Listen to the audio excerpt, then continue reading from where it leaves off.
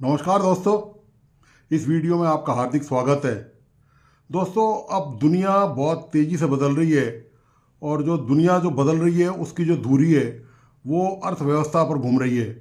पूरी दुनिया में आप देखिए कि अर्थव्यवस्थाएं बदल रही हैं और हर देश की ये ज़रूरत हो गई है कि वे लगातार अर्थव्यवस्था के मामले में तरक्की करें और भारत बहुत तेज़ी से इस मामले में प्रगतिशील है।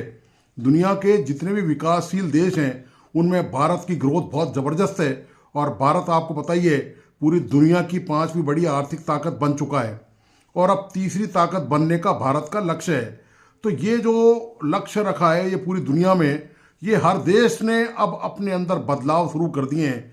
अब तमाम तरह की जो परंपरावादी चीज़ें हैं, जो रूढ़िवादी चीज़ें हैं, जो परंपराएं हैं, जो धार्मिक आस्थाएं हैं, जो रीति रिवाज हैं, वो उनके स्थान पर अब धीरे धीरे अर्थव्यवस्था उनका स्थान लेती जा रही है और ये परिवर्तन सिग्निफिकेंट है। आप बहुत बिल्कुल क्लियर, बिल्कुल पारदर्शी है, बिल्कुल क्रिस्टल क्लियर ये आपको परिवर्तन देखने को मिलेगा कि किस तरह दुनिया में बदलाव आ रहा है और कैसे चीज़ें बहुत तेज़ी से नई शेप लेती जा रही हैं। खास तौर से अर्थव्यवस्था को लेकर हर कंट्री को ये चिंता सताने लगी है कि उसका जो भविष्य है वो कैसे सुरक्षित रहेगा और अर्थव्यवस्था उसका आधार बन रही है। यही वजह है कि जो खाड़ी मुल्क हैं वो लगातार भारत के साथ अपने रिश्ते मजबूत कर रहे हैं क्योंकि उनको भारत में निवेश की अपार संभावनाएं दिखती हैं। आप जानते हैं कि भारत की आबादी 1 अरब 40 करोड़ के आसपास है, तो इतना बड़ा उपभोक्ता बाजार पूरी दुनिया में कहीं नहीं है और विशेष तौर से ऐसा बाजार जहाँ बिल्कुल सुख और शांति हो, जहाँ का लॉ एंड ऑर्डर कंट्रोल हो, जहाँ किसी को निवेश करने में कोई दिक्कत नहीं हो। मुद्दा दोस्तों लेकिन ये आज नहीं है कि निवेश कहाँ कर रहा है, भारत के किससे कैसे दोस्ताना ताल्लुकात हैं या किस तरह से खाड़ी देशों से द्विपक्षीय संबंध है। सवाल इस बात का है कि जो अर्थव्यवस्था बदल रही है वो बदलाव अपने साथ और बहुत सारी चीज़ों में लेके आ रही है क्योंकि निश्चित तौर पर जब एक चीज़ आगे बढ़ेगी तो दूसरी चीज़ों को पीछे हटना पड़ेगा और ये पीछे हटने का ही वजह है कि सऊदी अरब जो कभी एक वक्त पर, एक समय पर, एक दौर ऐसा था कि पूरी दुनिया में इस्लाम का पर्यायवाची यानी कि शरिया का पर्यायवाची माना जाता था, वहाँ शरिया कानून लागू थे, बहुत ही कठोरतम, बहुत क्रूर कानून वहाँ लागू थे। लेकिन अब आप देखिए कि सऊदी अरब ने अपनी सोच में जबरदस्त क्रांतिकारी तरीके से बदलाव किया है और बदलाव की जो मैं ये कहता हूँ पराकाष्ठा है। सऊदी अरब को अपना भविष्य नजर आ रहा है कि किस तरह से एक दिन वहाँ पर तेल के कुएं सूख जाएंगे और वहाँ पर उनके लोगों की ज़रूरतों को और अर्थव्यवस्था को चलाए रखने के लिए जो जो परिवर्तन वहाँ पर आवश्यक होंगे भविष्य के हिसाब से, तो वहाँ के जो मौजूदा किंग हैं, वहाँ के जो प्रिंस हैं मौजूदा, मोहम्मद बिन सलमान, वो लगातार तेज़ी से चीज़ों को बदल रहे हैं। वो बिल्कुल नई आधुनिक सोच के साथ, नई टेक्नोलॉजी के साथ, नई बिल्कुल चीज़ें वहाँ पर सऊदी अरब में कर रहे हैं। अब उन्होंने एक नया वहाँ पर काम किया है सऊदी अरब ने। सऊदी अरब अब तक जिन चीज़ों से परहेज बरती आ रही थी, जो पर्यटन की दृष्टि से पर्यटकों के लिए या सऊदी अरब में निवेश के लिए जो बहुत ज़रूरी है, वो ये था कि ओपन कल्चर हो, मल्टी कल्चर हो। तो अब सऊदी अरब एक ऐसा कंट्री नहीं रह गया है जहाँ सिर्फ इस्लामिक कानून कायदे सख्ती से चलते हों और उनका क्रूरता से वहाँ पर पालन किया जाता हो, बल्कि उसने एक नया दरवाज़ा खोल दिया जिसमें से विभिन्न संस्कृति, विभिन्न चीज़ों की नई रोशनी उसके अंदर से आ सके, नई हवा उसके अंदर आ सके। इसी के तहत सऊदी अरब ने यह तय किया है कि अब वहाँ पर शराब के मामले में छूट दे दी जाएगी।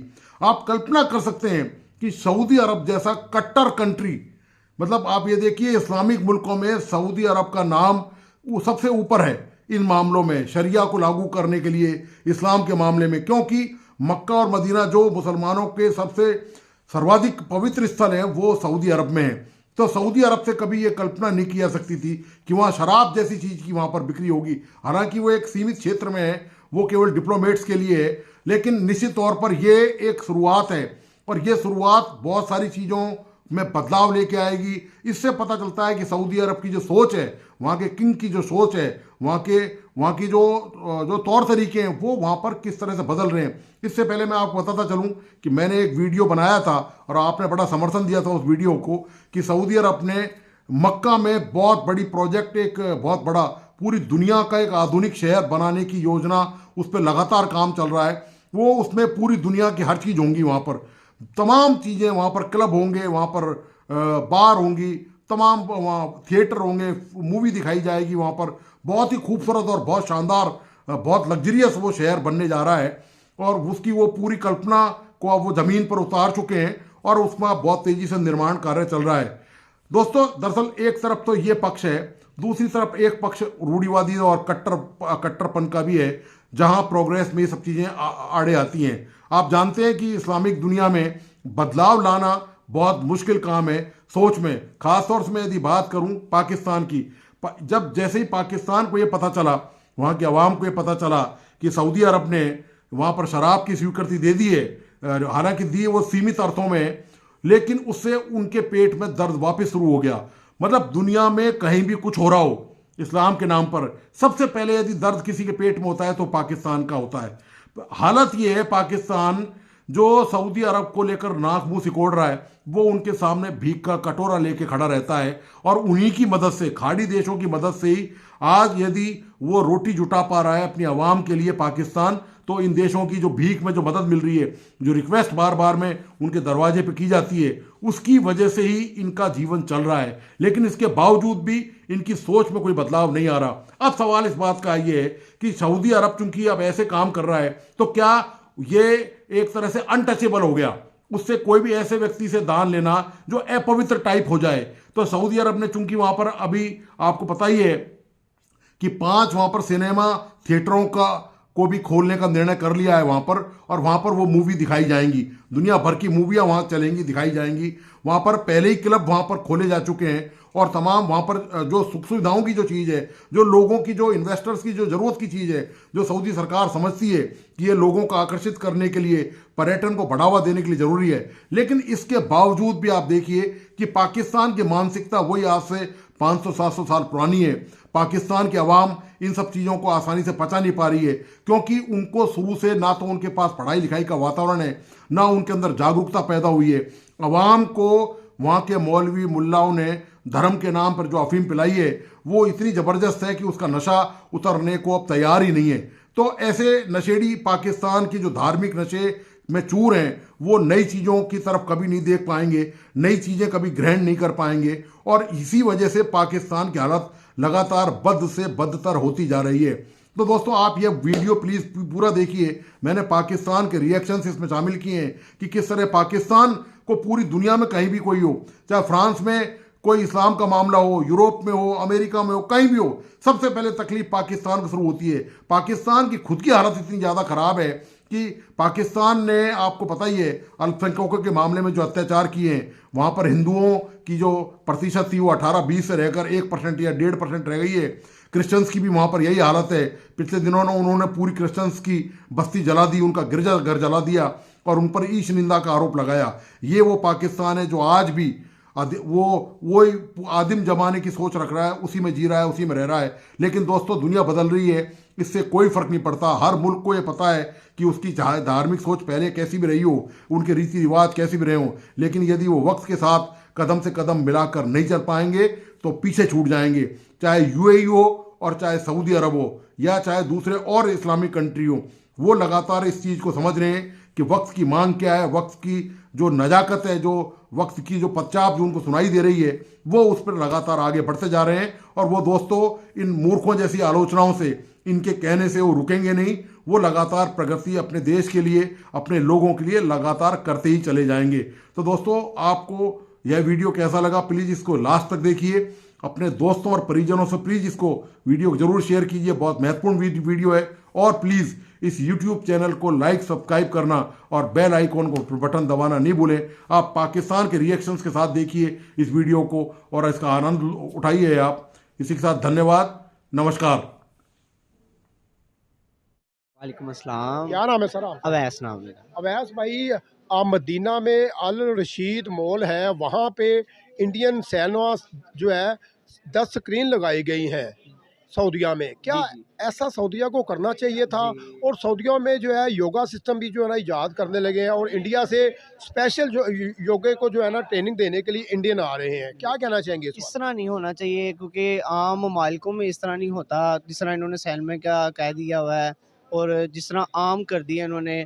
और सुनने में आता है कि काफ़ी ऐसी साइट्स हैं जो वहाँ पे ऑन कर दी गई हैं उन्होंने, जो अननोन है और इस्लामी ममालिक में तो ख़ास तौर पे होनी ही नहीं चाहिए थी।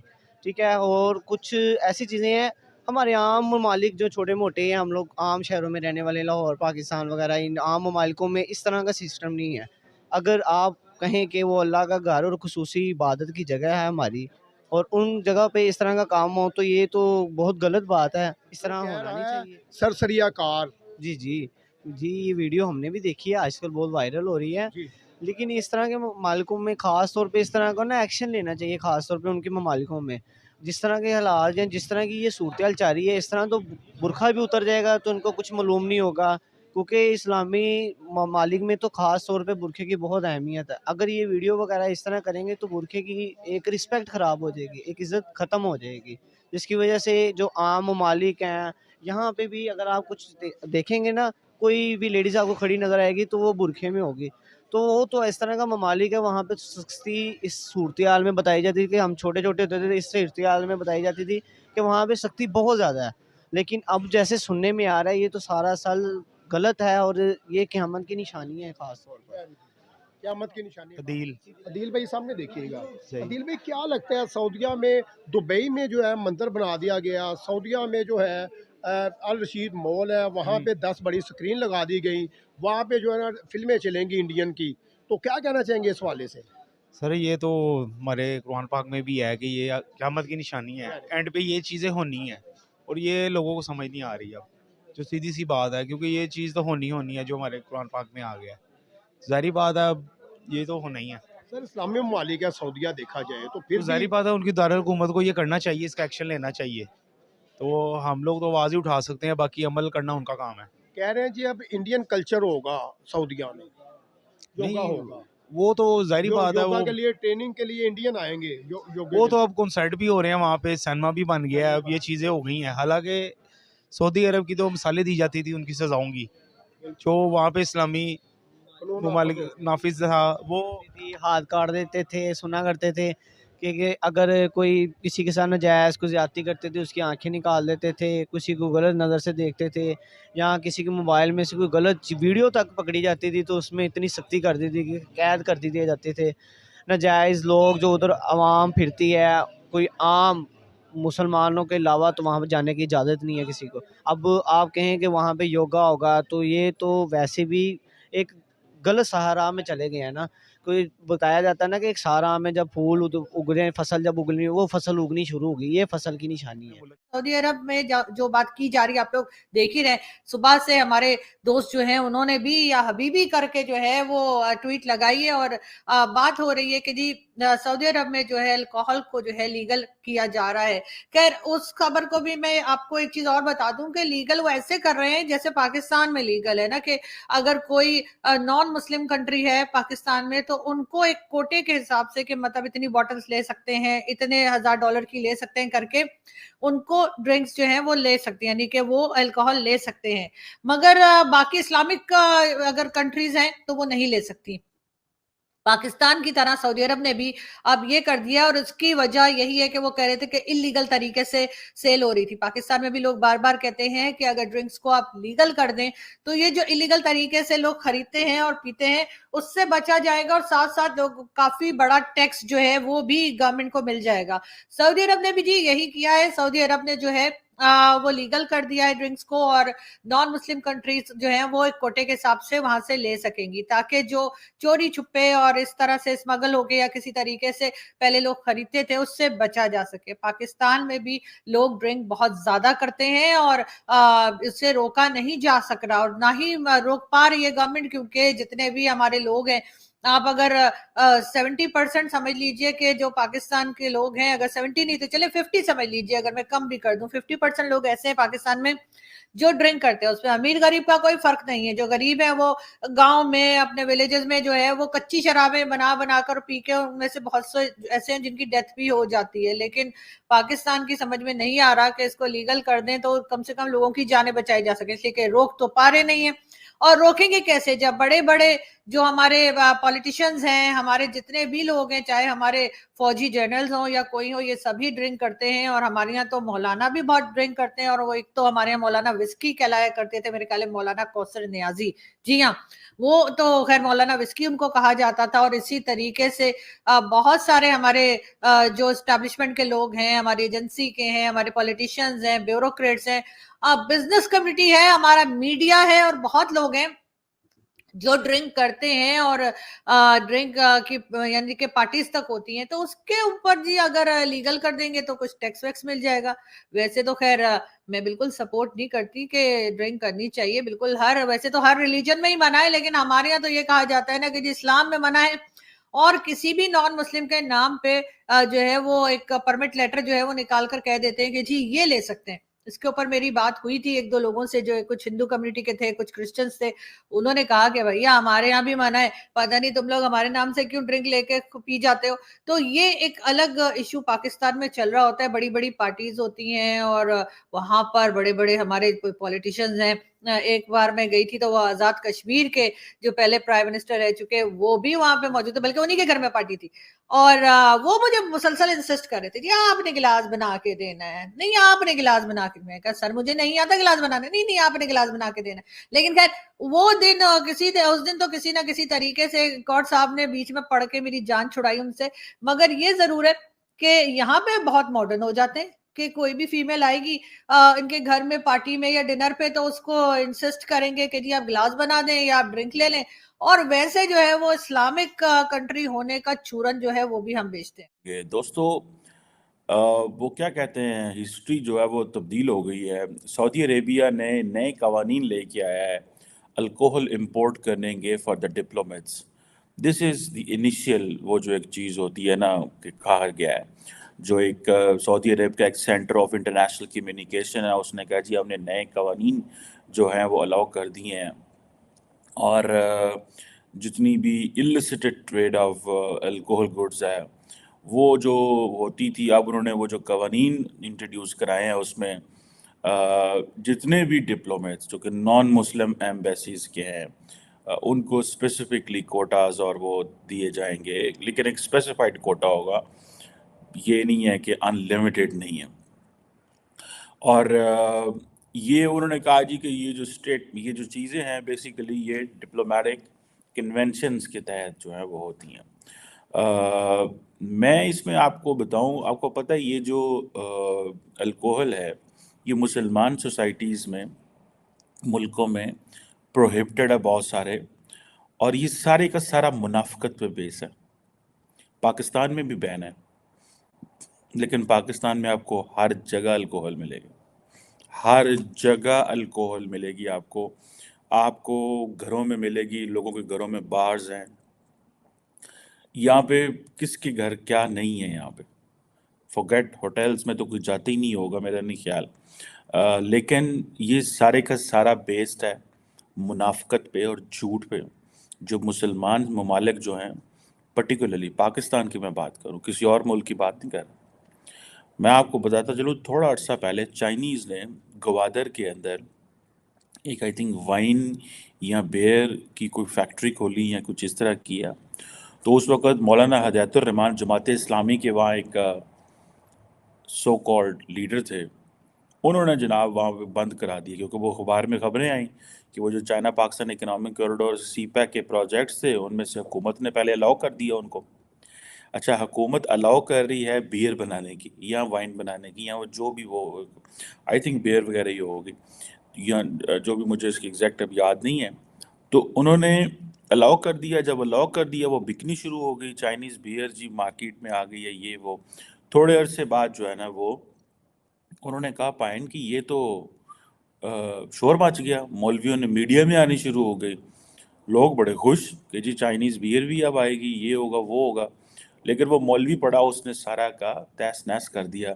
और जब आप मीडिया में चीज़ें लेके आती हैं, वो प्रोटेस्ट कर रहा था बड़ी देर, उसने ग्वादर में कितने महीने प्रोटेस्ट किया। उसने जो डिमांड्स लेके आया, उन डिमांड्स के अंदर ये भी था कि आपने भाईजान इसको रिमूव करना है, ये इनको बंद करें। अब पता नहीं वो स्टिल चल रही है या बंद है या क्या है, I am not preview of the situation, but मुझे इतना पता है कि ये सारे का सारा जो प्रोसेस है ये मुनाफिकत और झूठ पे बेस है। पाकिस्तान में अरबों डॉलर की शराब आती है और हुकूमती, और वो हमने क्या किया हुआ है जो मुझे थोड़ा सा पता है कि हमने उसको अलाउ किया हुआ है जी, माइनॉरिटीज़ क्रिश्चियन मंगवा सकते हैं। अब क्रिश्चियन अरबों डॉलर की शराब थोड़ी पी सकते हैं। क्रिश्चियन का आप सोशल स्ट्रेटा वो जो है उसमें देखें कि उनकी नेटवर्थ क्या है, तो आपको पता चल जाएगा कि उन बेचारों की तो नेटवर्थ ही कोई नहीं है। उनको तो हमने वो मौके ही नहीं दिए वो तरक्की कर सके। हमने उनको तो गरीब रखा हुआ है, ठीक है। उनको वो अपॉर्चुनिटीज़ नहीं है उनके बच्चों के पास, उन लोगों के पास, तो वो अरबों डॉलर की शराब पी सकते हैं। ये पाकिस्तान, ये एक झूठ है एनी हाउ। अब ये जो स्टेटमेंट आई है, ये एक बड़ी बात है, इम्पोर्टेंट स्टेटमेंट है, coming it from Saudi Arabia initially. देखिए, मोहम्मद बिन सलमान का एक विज़न है, विजन 2030, ठीक है जनाब। विजन 2030 के अंदर सब तब्दीली हैं। आप क्या समझते हैं, यूएई जो है वो मुसलमान कंट्री नहीं है ना? मुसलमान कंट्री, उन्होंने तो अलाउ किया हुआ है। क्या उनकी तरक्की नहीं हो रही? या वहाँ पे इस्लाम को कोई मसला है? या वो मसाजिद नहीं है, लोगों को आज़ादी नहीं है? मुझे ऐसे लग रहा है कि सऊदी अरब ये कहता है, जिस तरह यूएई ने किया है या और मुसलमान मुल्कों ने किया है, कि ये मुनाफिकत बंद करें, टर्की में चले जाएं आप। क्या टर्की का जो है तैयब उर्दगान, क्या, I am not in favour and against all this, I am against hypocrisy. मैं वो जो पॉलिटिकल क्लास, मुसलमान दुनिया की जो पॉलिटिकल क्लास जो हिपोक्रेसी पे काम करती है, मुनाफिकत पे, मैं उसके अगेंस्ट बोल रहा हूँ कि एक तरफ आपने कवानीन बनाए हैं मुल्कों के अंदर कि जनाब शराब नहीं मिलेगी, एंड देन पूरा मुल्क छोटे से लेके बड़ा तक पी रहा है, और वो इम्पोर्ट हो रही है और उसके ऊपर कोई टैक्स नहीं जा रहा, क्योंकि वो तो सारी गलत तरीके से इम्पोर्ट होती है। और या गलत तरीके से जो इम्पोर्ट होती है वो जैसे तैसे भी आती है। अब ये जो अब उन्होंने कहा है जी, ये नया, आप देखिए सऊदी अरब में नया प्रोसेस आ गया जी, specific quantities of alcohol goods जो है वो आए करेगी। और पहले अनरेगुलेटेड प्रोसेस था, ठीक है जी। अब उन्होंने कहा है जी कि जितने भी गोरे हैं वो खुली मंगवा सकते हैं अपने अल्कोहल, जितनी उनको चाहिए। और ये जो अब सऊदी अरब के अंदर भी काफ़ी बड़ी तादाद में लोग हैं, ठीक है जी, जो कि ज़ाहिर बात है कहीं ना कहीं पीते होंगे, ज़ाहिर बात है वहाँ पे मना है, ठीक है जी। और ये जो रियाज के अंदर जो स्टोर खुलेंगे, ठीक है जी, नॉन मुस्लिम डिप्लोमेट्स के लिए, अब होगा क्या कि सारे नॉन मुस्लिम डिप्लोमेट्स जो हैं, मैं कह तो नहीं सकता, लेकिन उनके पास तो ये एक स्किल आ गई, वो आगे मुसलमानों को दे देंगे। ये एक आपने और तरीका बना दिया चोरी का, ठीक है जी। वो कोई मुसलमान नॉन मुस्लिम ये कह सकता है जी मेरी, लेट से जी मेरी डिमांड जो है वो जी फॉर एग्जांपल इतनी है, सो एंड सो, जो भी उसका मेजरमेंट का मेथड है, ठीक है। और इन रियलिटी वो क्या कर रहा होगा, वो और फिर इसमें ये होता है कि आप जब इंपोर्ट करते हैं आप ड्यूटियाँ नहीं देते, ठीक है। डिप्लोमेट्स को ये एडवांटेज होता है। तो ये जो एक ऑब्वियसली उसकी किंगडम की जो पॉलिसीज़ के हवाले से बड़ा सेंसिटिव सब्जेक्ट है,